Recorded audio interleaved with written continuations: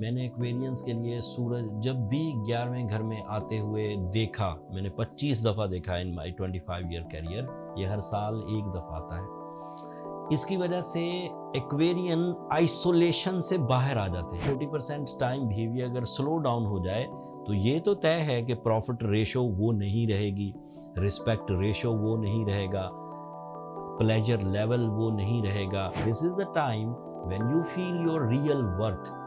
अब अगर आपके पास स्ट्रेंथ है तो ही आप आगे बढ़ पाएंगे, अदरवाइज आप जर्नल सा या एवरेज सा सक्सेस हासिल कर सकेंगे।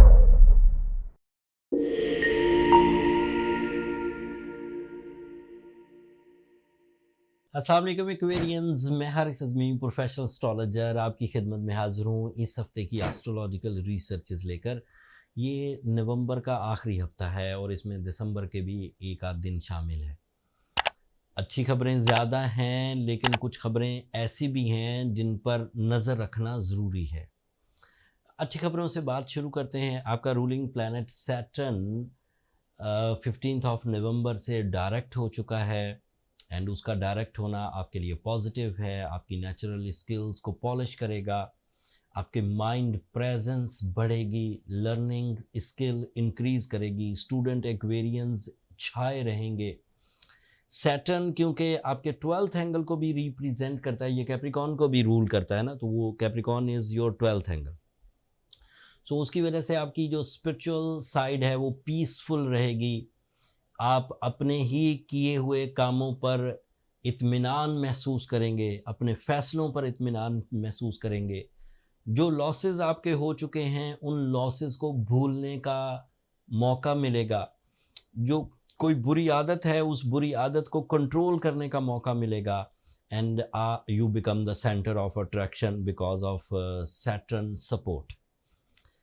एंड एक और अच्छी खबर ये है कि जब सैटर्न किसी के लिए, एक्वेरियंस के लिए स्पेशली आपके सेकंड एंगल पर हो तो उसकी वजह से source of income opportunities increase कर जाती हैं। बेरोज़गारी का खात्मा होता है या सोर्स ऑफ इनकम डेवलपमेंट्स आते हैं या फिर इन्वेस्टमेंट्स में एक्स्ट्रा ऑर्डिनरी प्रॉफिट्स या फिर जो ये डेली टाइप की ट्रेडिंग होती है लाइक स्टॉक एक्सचेंज वगैरह, इसमें से एक्वेरियंस को फ़ायदा होने के चांसेस बढ़ जाते हैं। ये एक पॉजिटिव खबर है। एक पॉजिटिव खबर ये है कि आपके लिए सन आपके 11th एंगल पर है and sun is so positive on the 11th angle. इसके 5-6 फ़ायदे हैं। मैंने एक्वेरियंस के लिए सूरज जब भी 11वें घर में आते हुए देखा, मैंने 25 दफ़ा देखा इन माई 25 ईयर कैरियर। ये हर साल एक दफ़ा आता है। इसकी वजह से एक्वेरियन आइसोलेशन से बाहर आ जाते हैं, ज़्यादा कम्युनिकेटिव हो जाते हैं, ज़्यादा सोशल हो जाते हैं। ग्रुप एक्टिविटीज़ को, पार्टनरशिप बिजनेसेस को, पार्टनरशिप एक्टिविटीज़ को, पार्टनरशिप आइडियाज़ को ये एक्सेप्ट करने लगते हैं एंड उससे प्रॉफिट भी बढ़ते हैं। जो कोई पॉलिटिकल टाइप के एक्वेरियंस हैं उनको इस सूरज के 11th एंगल पर आने से बहुत फ़ायदा होता है। जो कोई ऐसे एक्वेरियंस हैं जिनका वास्ता कानून से, कानूनदान लोगों से, हुकूमतों से पड़ता है, वो बड़े बेनिफिट्स उठाते हैं एंड इसकी वजह से अचानक फ़ायदे भी मुयस्सर आते हैं, सडन गेन्स। तो पूरी लैंग्वेज में इसी सीज़न को छक्का लगने वाला सीज़न कहते हैं। Unexpected positive profits with less efforts, yeah, without efforts, this is a possibility. Sun is also responsible of your 7th angle, that is your love life, that is your family life, that is your feelings, that is your romance, that is your proposal side, acceptance of proposal या अजहार मोहब्बत आपको किसी से करना है। These are all possible. So sun is very positive. sun की एक और पॉजिटिविटी आजकल आई हुई है, हमेशा नहीं होती। मरकरी रेट्रोग्रेड था आपके 11th ही एंगल पर एंड उसकी रेट्रोग्रेशन से होना क्या था कि आपके पास ग्रुप ऑफ पीपल मौजूद होने थे, टीम मौजूद होनी थी, पार्टनरशिप अपॉर्चुनिटीज़ मौजूद होनी थी, लेकिन आपने डिसीजन नहीं ले पाना था या आपने ज़्यादा सोचना था, ओवर थिंकिंग, या फिर नॉन डिसाइसिव या फियरफुल डिसीजन तो ले लेते लेकिन डरे डरे से रहते। अब सूरज की वजह से वो मरकरी की रेट्रोग्रेशन से जो आपने डरे डरे से रहना था, जो आपने ओवर थिंक करना था या रिग्रेट करना था, वो नहीं करेंगे एंड डिसीजन ले लेंगे। तो मरकरी की रेट्रोग्रेशन तो आपको तंग नहीं करेगी। बट एक और खुशखबरी सुना दूं एंड देन फिर वो जो थोड़ी अजीब खबरें हैं वो भी सुनाता हूं आपके लिए। मार्स इस वक्त बहुत अच्छा है एट द मोमेंट। मार्स आपके 7th एंगल पर है एंड ये आपके कैरियर का रिप्रेजेंटेटिव है। ये आपके लिए फैमिली बाउंडिंग का रिप्रेजेंटेटिव है, specially with the blood relations. But सारे ही अजीज़ व अकारब इसी में आ जाते हैं, इवन दोस्त अहबाब भी, फैमिली फ्रेंड्स, ब्लड रिलेटिव सब इसमें आ जाते हैं।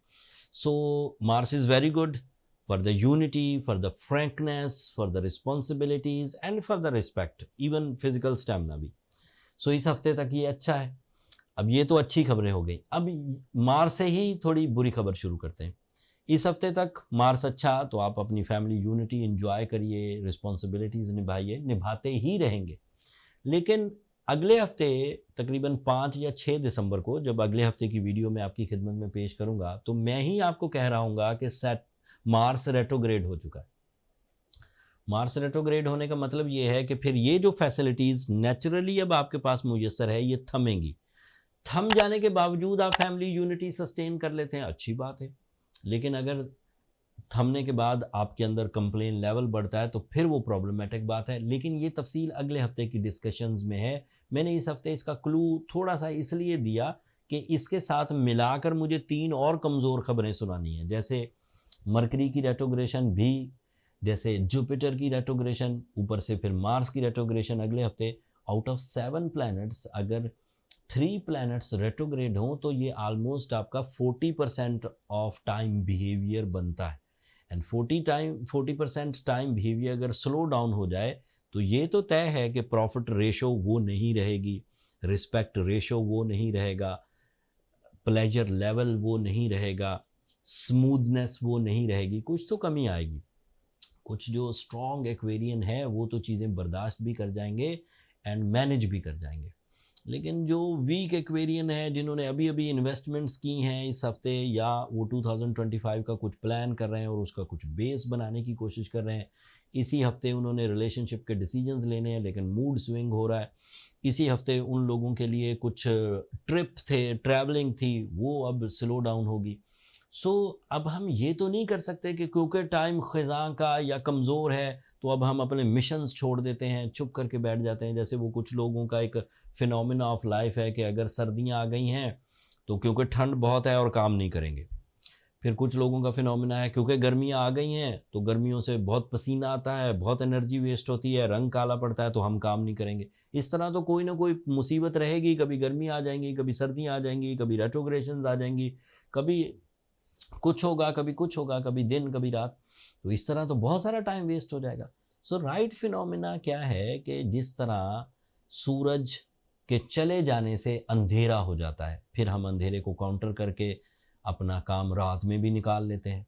जिस तरह सर्दियों के आ जाने से हम सर्दियों के जो सिवियरिटी है उसको कोई जैकेट पहन कर, कोई सूप पीकर, कोई शेल्टर क्रिएट करके, कोई हीट क्रिएट करके उसको काउंटर कर देते हैं एंड सर्दियों में भी अपना काम जारी रखते हैं। जिस तरह गर्मियाँ आ जाती हैं एंड उधर ट्रबल हो सकती है, एक्स्ट्रा ऑर्डनरी हीट आ सकती है, फिर हम उसको कूलिंग में आर्टिफिशियली बदल के उस टाइम को भी अपनी एनर्जीज़ और अपने मूड के मुताबिक यूज़ कर लेते हैं। इसी तरह ये रेट्रोग्रेशन भी एक ट्रबल है, इसको भी रिपेयर किया जा सकता है with the help of Suraj Shams, with the help of blue sapphire stone. ज़रा हैवी पोटेंसी, क्योंकि 3 प्लैनेट रेट्रोग्रेड हैं तो उमूमी तौर पर एक्वेरियंस को मैं 8 से 10 कैरेट प्रिस्क्राइब करता हूं। अगर अब आप 11 या 12 कैरेट अगर अभी तक आपने नहीं लिया, अगर ले लिया हुआ है स्टोन तो देन फाइन, फिर तो आप 8 या 10 कैरेट ही पहने रखें।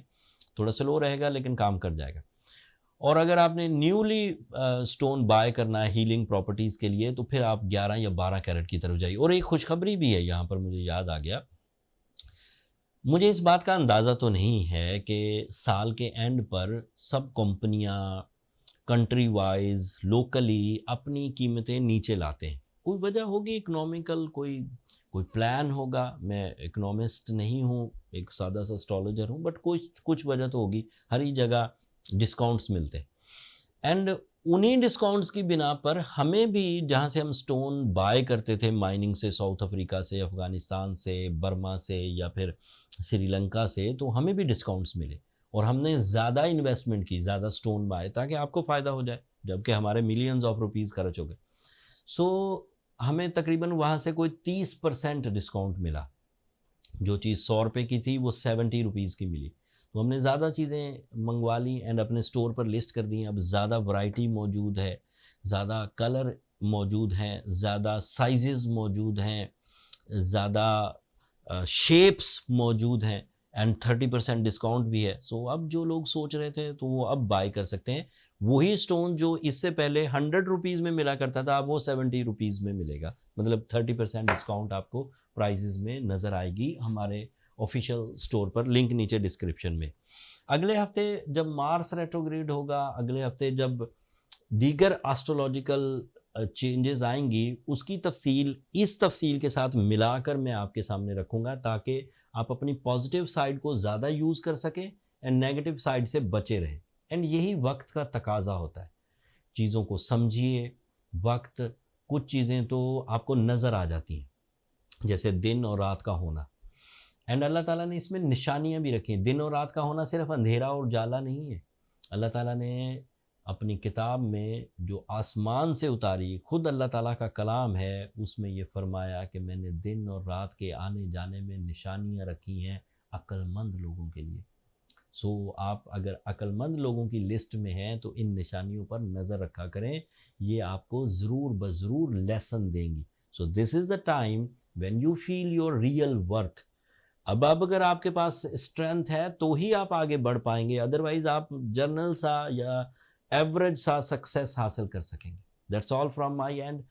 अपनी दुआओं में मुझे और मेरी टीम को ज़रूर याद रखिएगा एक्वेरियंस, एंड चैनल को सब्सक्राइब करना मत भूलिएगा। आपकी सब्सक्रिप्शन हमारी हौसला अफजाई की वजह बनती है। अगले हफ्ते तक के लिए अल्लाह ने के पान।